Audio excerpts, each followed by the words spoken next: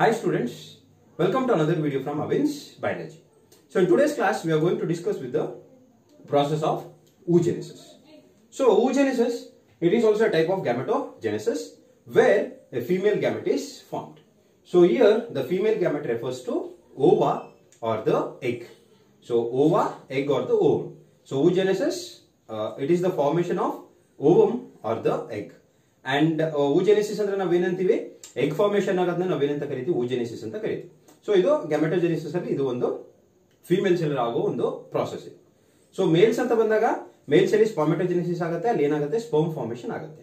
So ಇಲ್ಲಿ oogenesis ಅಂತ ಬಂದಾಗ ಇಲ್ಲಿ ಏನ್ ಫಾರ್ಮೇಷನ್ ಆಗುತ್ತೆ, ಎಗ್ ಫಾರ್ಮೇಷನ್ ಆಗುತ್ತೆ ಅಥವಾ ಓವಾ ಅಂತ ಕರಿತೀವಿ ಅಥವಾ ಓಮ್ ಅಂತ ಕರಿತೀವಿ. So that is the process of oogenesis. So ಇದೆಲ್ಲಾಗುತ್ತೆ ಫೀಮೇಲ್ ಸೆಲ್ ಆಗುತ್ತೆ. And the interesting part of this oogenesis is it takes place inside the fetus. Actually, sorry, ಇದು ಎಲ್ಲಿ ಸ್ಟಾರ್ಟ್ ಆಗುತ್ತೆ, ದಿಸ್ ಪ್ರಾಸೆಸ್ ಎಲ್ಲಿ ಸ್ಟಾರ್ಟ್ ಆಗುತ್ತೆ, female girl ಅಂತಾದಾಗ ಆ foetus development ಏನಿದೆ, ಆ ಬೇಬಿ ಗರ್ಲ್ ಫೀಟಸ್ ಇರುತ್ತಲ್ಲ ಅದರಲ್ಲೇ ಏನಾಗುತ್ತೆ ಇದು ಡೆವಲಪ್ ಆಗಕ್ಕೆ ಈ ಪ್ರಾಸೆಸ್ ಏನಾಗುತ್ತೆ ಸ್ಟಾರ್ಟ್ ಆಗುತ್ತೆ. ಸೊ ಸ್ಪರ್ಮಟೋಜೆನಿಸಿಸ್ ಅಂತ ಬಂದಾಗ ಸ್ಪರ್ಮಟೋಜೆನಿಸಿಸ್ ಯಾವಾಗ ಸ್ಟಾರ್ಟ್ ಆಗುತ್ತೆ, when the boy reaches the puberty.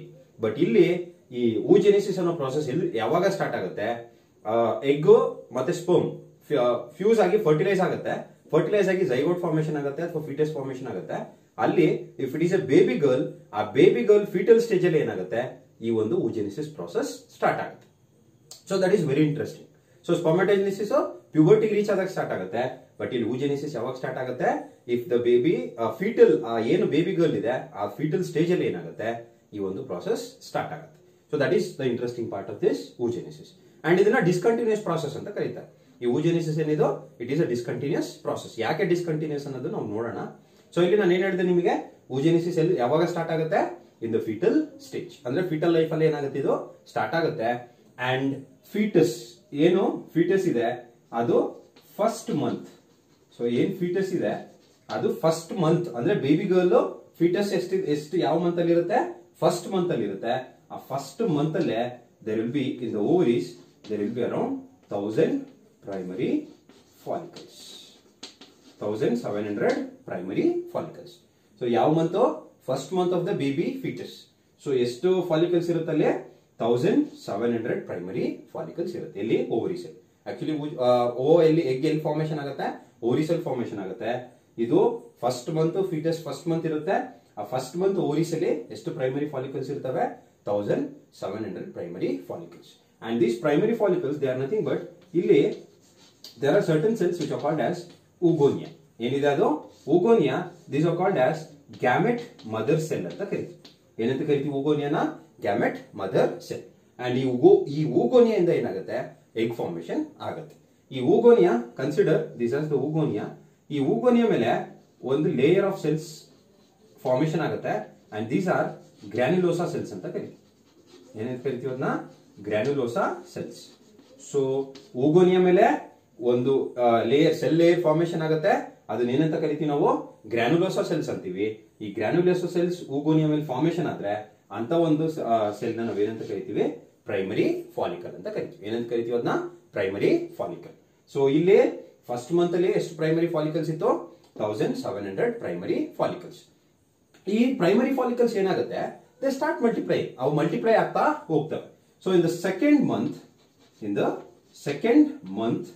so second month of the fetal life, we are talking about fetal life. ಇನ್ನು baby girl ಏನಿದೆ ಅದು ಬರ್ತ್ ಆಗಿಲ್ಲ, but we are talking about the fetus, the baby girl's fetus. So second month ಅಲ್ಲಿ there will be around 6 lakh primary follicles.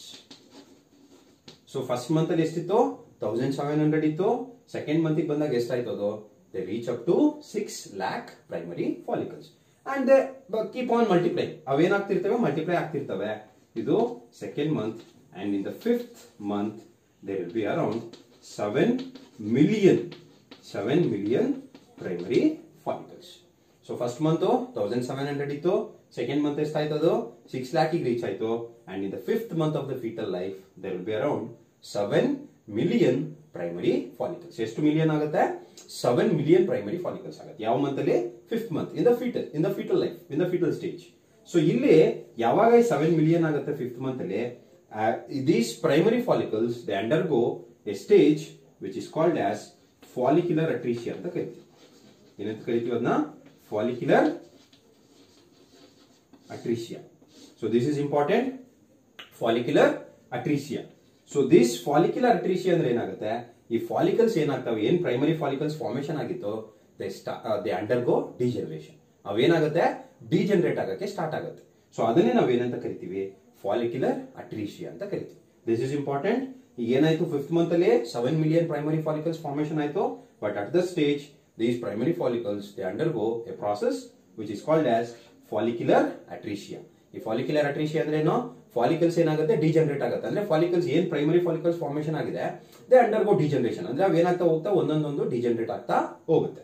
And during the birth, so ಈಗ 5th month ಆಯ್ತು, next at birth there will be around 2 million primary follicles. So 5th month ಅಲ್ಲಿ ಎಷ್ಟಿತ್ತು, 7 million ಇತ್ತು.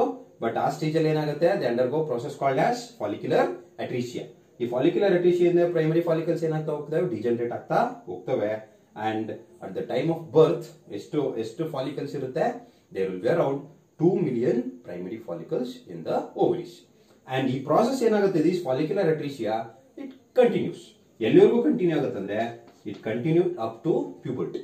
ಎಲ್ಲಿವರೆಗೂ continue ಆಗುತ್ತೆ, puberty ವರೆಗೂ continue ಆಗುತ್ತೆ. And puberty, when the girl reaches this, the baby girl reaches, ಈ ಬೇಬಿ ಏನಾಯ್ತು, ಇಲ್ಲಿಂದ ಸ್ಟಾರ್ಟ್ ಆಯ್ತು, 1st month ಇಂದಾನೆ ಫೀಟಲ್ ಲೈಫ್ ಇಂದಾನೆ ಸ್ಟಾರ್ಟ್ ಆಯ್ತು. ಬರ್ತಿಗೆ ಬಂದಾಗ ಎಷ್ಟು ಪ್ರೈಮರಿ ಫಾಲಿಕಲ್ಸ್ ಇರುತ್ತೆ, 2 million ಇರುತ್ತೆ. ಅಂಡ್ ಆ ಮಗು ಯಾವಾಗ ಪ್ಯೂಬರ್ಟಿ ರೀಚ್ ಆಗುತ್ತೋ ಆ ಟೈಮ್ ಅಲ್ಲಿ there will be around only 60,000 to 80,000 primary follicles in each ovary. So ಒಂದೊಂದು ಓವರಿ ಎಷ್ಟು ಫಾಲಿಕಲ್ಸ್ ಇರುತ್ತೆ, 60,000 to 80,000. So 7 million 5th month reach ಆಯ್ತು. ಬಟ್ ಬರ್ತ್ ಬಂದಾಗ ಎಷ್ಟಾಯ್ತು, 2 million ಆಯ್ತು. And when the girl reaches the puberty there will be only 60,000 to 80,000 primary follicles in each ovary. ಒಂದೊಂದು ovary ಎಷ್ಟು follicles ಇರುತ್ತೆ, 60,000 to 80,000 ಫಾಲಿಕಲ್ಸ್ ಇರುತ್ತೆ. In this 60,000 to 80,000 follicle, ಪ್ರತಿ 500 ಗೆ ಅಂದ್ರೆ ಫಾರ್ ಎವರಿ 500 ಒಂದು ಎಗ್ ಫಾರ್ಮೇಶನ್ ಆಗುತ್ತೆ. ಸೊ ಪ್ರತಿ 500 ಪ್ರೈಮರಿ ಫಾಲಿಕಲ್ಸ್ ಏನಿದೆ, ಆ 500 ಫಾಲಿಕಲ್ಸ್ ಅಲ್ಲಿ ಒಂದು ಮಾತ್ರ ಏನಾಗುತ್ತೆ, ಎಗ್ ಆಗಿ ಡೆವಲಪ್ ಆಗುತ್ತೆ. ಸೊ ಪ್ರತಿ 500 ಫಾಲಿಕಲ್ಸ್ ಗೆ ಎಷ್ಟು ಎಗ್ ಡೆವಲಪ್ ಆಗುತ್ತೆ, ಒಂದು. ಸೊ ಹಂಗಾಗಿ ಇಷ್ಟು ಏನ್ ಪ್ರೈಮರಿ ಫಾಲಿಕಲ್ಸ್ ಇದೆ, ಇದೆಲ್ಲಾನು ಕೂಡ ಏನಾಗಲ್ಲ, ಎಗ್ ಆಗಿ ಡೆವಲಪ್ ಆಗಲ್ಲ. ಸೊ ಯಾಕೆಂದ್ರೆ ನಾವು when we are discussing about the structure of ovary, we are discussed all these things. So primary follicles ಏನಾಗುತ್ತೆ, there will be bunch of primary follicles. ಒಂದು ಬಂಚ್ ಇರುತ್ತೆ, ಅದ್ರಲ್ಲಿ ಯಾವ್ದೋ ಒಂದು ಮಾತ್ರ ಏನಾಗುತ್ತೆ ಪ್ರೈಮರಿ ಫಾಲಿಕಲ್ ಅಂದ್ರೆ ಅದೇನಾಗುತ್ತೆ, ಡೆವಲಪ್ ಆಗ್ತಾ ಹೋಗುತ್ತೆ. Primary follicle, secondary follicle, tertiary follicle and Graafian follicle. Graafian follicle ಆಗಿ ಅದರಲ್ಲಿ ಏನಾಗುತ್ತೆ, ನಿಮಗೆ ಎಗ್ ರಿಲೀಸ್ ಆಗುತ್ತೆ. ಸೊ ಹಂಗಾಗಿ ಪ್ರತಿ 500 ಫಾಲಿಕಲ್ಸ್ ಗೆ ಏನ್ ಪ್ರೈಮರಿ ಫಾಲಿಕಲ್ಸ್ ಇದೆ, ಆ ಪ್ರತಿ 500 ಪ್ರೈಮರಿ ಫಾಲಿಕಲ್ಸ್ ಗೆ ಒಂದು ಮಾತ್ರ ಏನಾಗುತ್ತೆ, ಎಗ್ ಆಗಿ ಕನ್ವರ್ಟ್ ಆಗುತ್ತೆ. ಸೊ ಈಗ ನಾವೇನ್ ಮಾಡಿದ್ವಿ, oogenesis ಎಲ್ಲಿ ಸ್ಟಾರ್ಟ್ ಆಯ್ತು, in the foetal stage, foetal life ಇದ್ದಾಗೆ ಸ್ಟಾರ್ಟ್ ಆಯ್ತು. 1st month 1,700 ಪ್ರೈಮರಿ ಫಾಲಿಕಲ್ಸ್ ಇತ್ತು. 2nd month they reach up to 6 lakhs. And in the 5th month they will go up to the 5 million. So 7 million. ಈ 7 million ಆದಾಗ ಏನಾಗುತ್ತೆ, ಅದು undergo a process called as follicular atresia. Atresia ಅಂದ್ರೆ ಏನಾಗುತ್ತೆ, follicles degenerate ಆಗುತ್ತೆ. Degenerate ಆಗಿ baby birth ಆದಾಗ there will be around 2 million primary follicles. And when the girl reaches the puberty, there will be only around 60,000 to 80,000 primary follicles in each ovary. So ಇದರಲ್ಲಿ 60,000 to 80,000 ಏನ್ follicles ಇದೆ, ಇದರಲ್ಲಿ ಪ್ರತಿ 500 follicles ಏನಾಗುತ್ತೆ, ಒಂದು egg develop ಆಗುತ್ತೆ. So ಹಂಗಾಗಿ ಇಲ್ಲೆಲ್ಲ ಫಾಲಿಕಲ್ಸ್ ಏನಾಗಲ್ಲ, ಎಗ್ ಆಗಿ ಡೆವಲಪ್ ಆಗಲ್ಲ.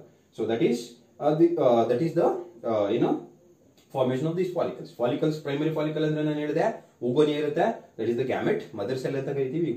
ಈ ಊಗೋನಿಯಿಂದ ಏನಾಗುತ್ತೆ, ಎಗ್ ಫಾರ್ಮೇಶನ್ ಆಗುತ್ತೆ. ಈ ಓಗೋನಿಯಾ ಏನಿದೆ, ಈ ಊಗೋನಿಯಾ ಸುತ್ತ there will be layer of cells. ಆ ಸೆಲ್ಸ್ ಏನಂತ ಕರಿತೀವಿ, ಗ್ರಾನ್ಯುಲೋಸಾ ಸೆಲ್ಸ್. ಈ ಗ್ರಾನ್ಯುಲೋಸಾ ಸೆಲ್ಸ್ ಕವರ್ ಆದಾಗ ಅದನ್ನ ನಾವೇನಂತ ಕರಿತೀವಿ, primary follicles. So this is at the ಇದು. ಈಗ ಆಕ್ಚುಲ್ ಆಗಿ ನಾವು oogenesis ಪ್ರಾಸೆಸ್ ನೋಡೋಣ. ಸೊ ಏನೇನಾಗುತ್ತೆ ಅಂತ. ಸೊ oogenesis ಅಂತ ಬಂದಾಗ it gets completed in 3 stages. ಎಷ್ಟು ಸ್ಟೇಜ್ ಅಲ್ಲಿ ಕಂಪ್ಲೀಟ್ ಆಗುತ್ತೆ, ಅದು 3 ಸ್ಟೇಜ್ ಅಲ್ಲಿ ಕಂಪ್ಲೀಟ್ ಆಗುತ್ತೆ. ಸೊ 3 ಸ್ಟೇಜ್ ಅಲ್ಲಿ ಕಂಪ್ಲೀಟ್ ಅಂದ್ರೆ, ಸೊ ಯಾವ ಸ್ಟೇಜಸ್ ಬರುತ್ತೆ ಇಲ್ಲಿ, ಫಸ್ಟ್ ಮಲ್ಟಿಪ್ಲಿಕೇಶನ್ ಫೇಸ್ ಅಂತ ಕರಿತೀವಿ. ಏನ್ ಫೇಸ್ ಅದು, multiplication phase. And the second is the growth phase. Second ಯಾವುದು, ಗ್ರೋತ್ ಫೇಸ್. ಫಸ್ಟ್ ಯಾವುದು, multiplication phase. multiplication phase, second ಯಾವುದು growth phase, and the third is the maturation phase. ಯಾವ phase is the maturation phase. So this oogenesis, it get completed in 3 stages. One the multiplication, second one is the growth, and third one is the maturation. So let us see ಏನಾಗುತ್ತೆ ಇಲ್ಲಿ. So we'll take the exact oogenesis process. So consider this as a oogonia.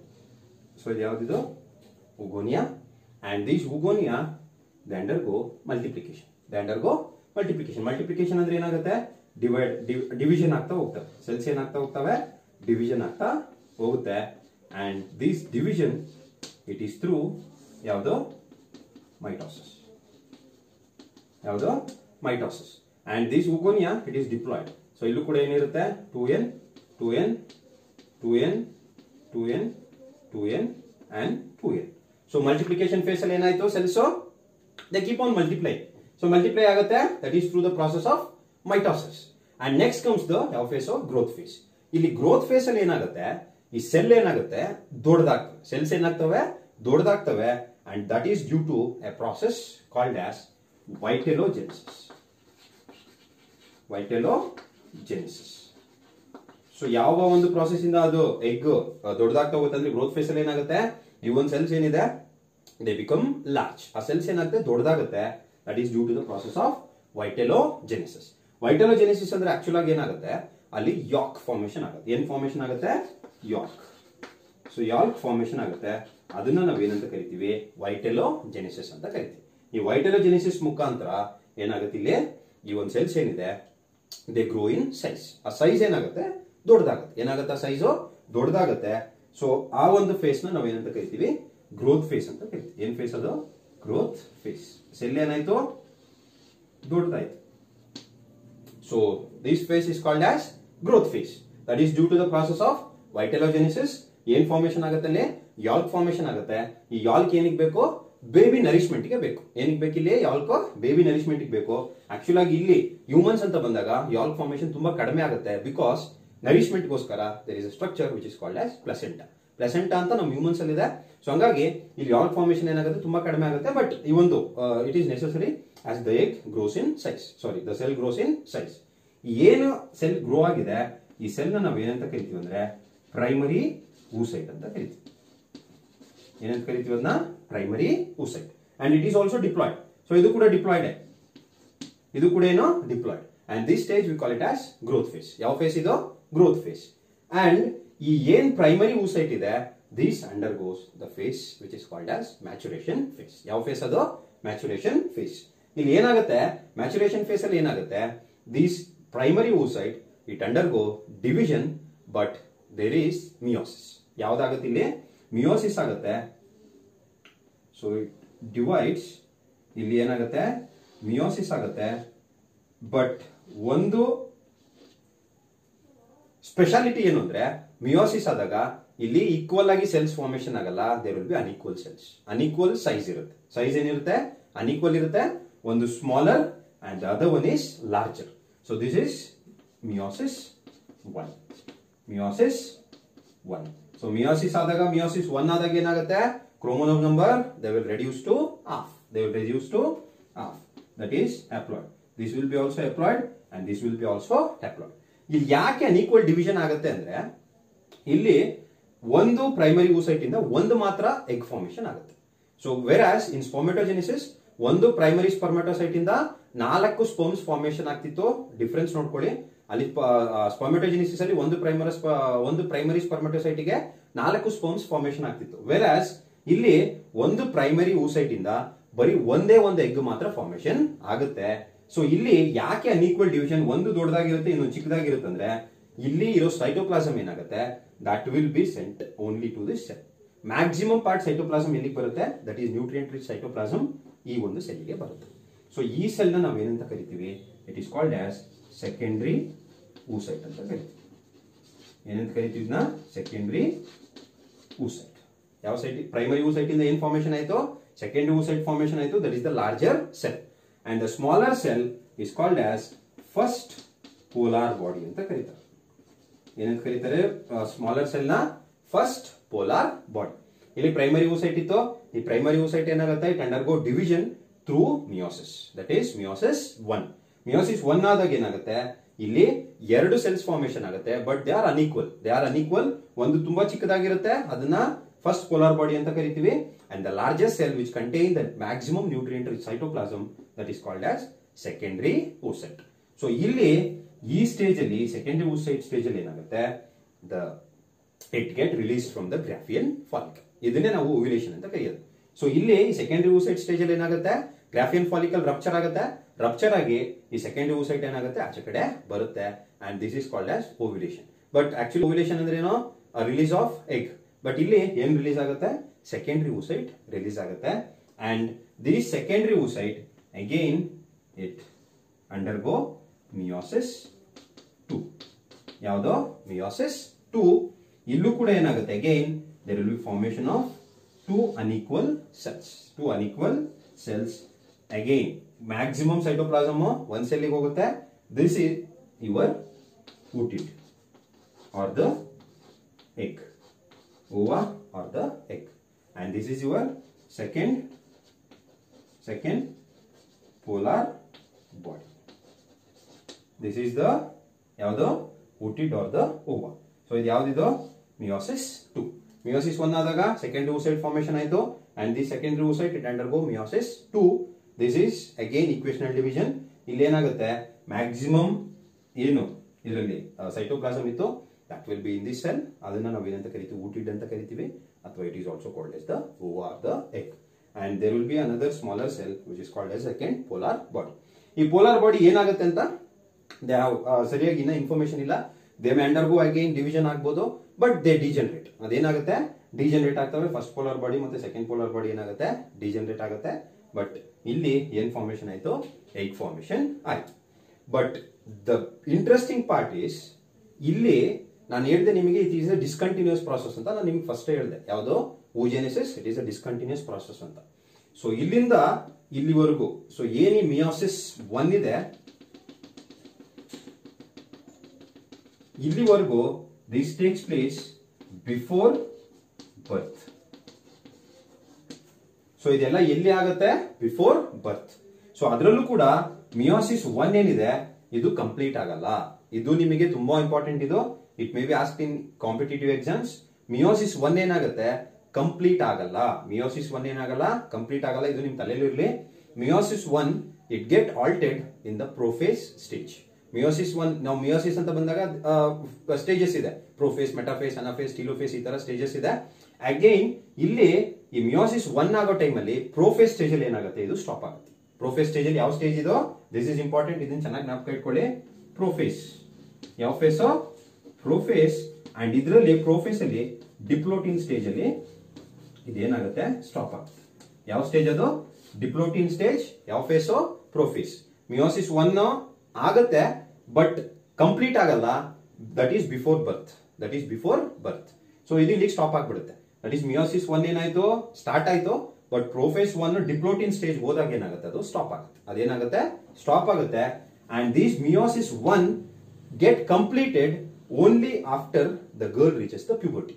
ಯಾವಾಗ ಪ್ಯೂಬರ್ಟಿಗೆ reach ಆಗ್ತಾರೋ ಆಗೇನಾಗುತ್ತೆ, ಈ meiosis 1 complete ಆಗುತ್ತೆ. And this meiosis 1 results in the formation of secondary oocyte. So ಈ question ಕೇಳಬಹುದು, ಯಾವ stage ಅಲ್ಲಿ oogenesis stop ಆಗುತ್ತೆ. And these all ಏನೇನು ಇಲ್ಲಿವರೆಗೂ ಪ್ರಾಸೆಸ್ ಏನಾಯ್ತು, ದಿಸ್ ಇಸ್ ಆಲ್ ಬಿಫೋರ್ ಬರ್ತ್. ಇದೆಲ್ಲ ಬೇಬಿ ಗರ್ಲ್ ಊಟಕ್ಕಿಂತ ಮುಂಚೆ ಆಗುತ್ತೆ. ಬರ್ತ್ ಆದ್ಮೇಲೆ ಏನಾಗುತ್ತೆ, ಈ ಪ್ರೊಸೆಸ್ ಸ್ಟಾಪ್ ಆಗ್ಬಿಡುತ್ತೆ. ಅಂಡ್ ಯಾವಾಗ ಸ್ಟಾರ್ಟ್ ಆಗುತ್ತೆ, ಮತ್ತೆ when the girl reaches puberty. So that's why I said this oogenesis it is a discontinuous process. ಏನಂತ ಹೇಳಿದ್ರೆ, ಡಿಸ್ಕಂಟಿನ್ಯೂಸ್ ಪ್ರಾಸೆಸ್. ಯಾಕೆ ಇಲ್ಲಿಗೆ ಸ್ಟಾಪ್ ಆಗುತ್ತೆ, ಮತ್ತೆ ಯಾವಾಗ ಸ್ಟಾರ್ಟ್ ಆಗುತ್ತೆ, when the girl reaches puberty. So ಪ್ಯೂಬರ್ಟಿಗೆ ರೀಚ್ ಆಗಿದ ತಕ್ಷಣ ಏನಾಗುತ್ತೆ, ಮಿಯೋಸಿಸ್ 1 ಏನಾಗುತ್ತೆ, ಕಂಪ್ಲೀಟ್ ಆಗುತ್ತೆ. ಯಾವ ಫೇಸ್ ಅಲ್ಲಿ ಸ್ಟಾಪ್ ಆಗಿತ್ತದು, prophase and in diplotene stage. ಮತ್ತೇನಾಗುತ್ತೆ, ಇದು ಮಿಯೋಸಿಸ್ 1 ಕಂಪ್ಲೀಟ್ ಆಗುತ್ತೆ, ಸೆಕೆಂಡರಿ oocyte ಫಾರ್ಮೇಶನ್ ಆಗುತ್ತೆ. And the secondary oocyte it undergo meiosis 2. Again ಇಲ್ಲಿ ಇನ್ನೊಂದು ಏನು ಅಂದ್ರೆ, ಇದು ಹಂಗೆ ಮಿಯೋಸಿಸ್ 2 ಆಗಲ್ಲ. ಯಾವಾಗ ಇದೇನಾಗುತ್ತೆ, ಸೆಕೆಂಡರಿ oocyte ಗ್ರಾಫಿಯನ್ ಫಾಲಿಕಲ್ ಇಂದ ರಿಲೀಸ್ ಆಗ್ಬಿಡುತ್ತೆ. ಅದನ್ನೇ ನಾವು ಓವ್ಯುಲೇಷನ್ ಅಂತ ಕರಿತೀವಿ.